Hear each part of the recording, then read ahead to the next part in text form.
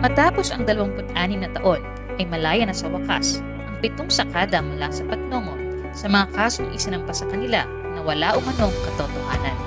Ang magandang balitang ito ay naisakatuparan sa pamumuno ni Governor Dorin Cadiao, Anthony Benjamin Candari at ang buong provincial government ng Antique. Maliban sa dismissal order ng kanilang kaso, ay nakatanggap rin ng financial assistance, bigas at mga kambing bilang panimulang kabuhayan ang 7 napalayang sakada. Kaya naman, abot langit ang pasasalamat ng mga ito sa napakagandang balita. Ako si Silveriano Tobias, nagapuyo sa barangay sa Malagi. Ay ang murang akan nagyan sa Negros. Ti nag-ulit akan ginaluko nandang pag inubranay naman to, ang sweldo naman pirmi kulang. Ti kun magreklamo ko nagakuuntan natin ng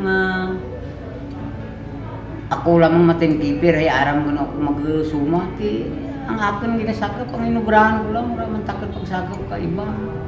Ti pirmi kulang. Ti nagreklamo takan nga muli takon. Ti paguli ko gipailan ako kakaso nga nanakaw kay Spadi.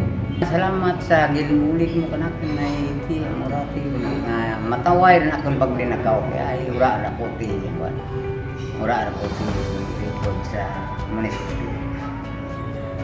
Dulo gid na salamat sa inyong bulig kanakin. Bakal rin lang ang bulig kanakin. Ako gali si Jing Dalumpinis, bata ni Rinaldo Dalumpinis. Nagpasalamat ko kay Sir Candari nga na-release na mga kaso kang tatay ko. Kag kay Gobernador Cadiao, salamat hindi ko nga may magastos man kami sa pang-adlaw-adlaw naman. Kag makaumpisaliwan kami kang bago naman mabuhi ng ng tatay ko.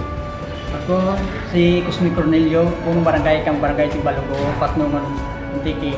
Nagpasalamat din ako sa kay Gobernador Dorin Cadiao, kay Senator Lorin Licarda sa anang pinansyal ka livelihood nga gintugro sa mga sakada dito sa amon barangay. Kag mismo kay Attorney Candari, nagpasalamat din ako kag sa tanan ng staff kang provincial government. Mahal gid nga pagkalipay kang pamilya kang ginbulikan ni ko kag ni Senator Lorin Licarda kang anang pinansyal kag livelihood nga para sa pagtukod ng dahil at pangangabian para mag-untak sa pagpanagada sa Negros. Samantala, para sa ating gobernadora, ay patuloy niyang gagawin ang lahat para matulungan at may saayos ang buhay ng mga sakada. Dahil para sa kanya, ang kaunlaran ng probinsya ay katumpas ng kaginhawahan ng buhay ng mga sakada at ng mga Antiqueño. Bigyan kami kag ni Atty. Ted Candari para sa inyong mga hinahanglanan bilang mga bukal naman ng mga sakada.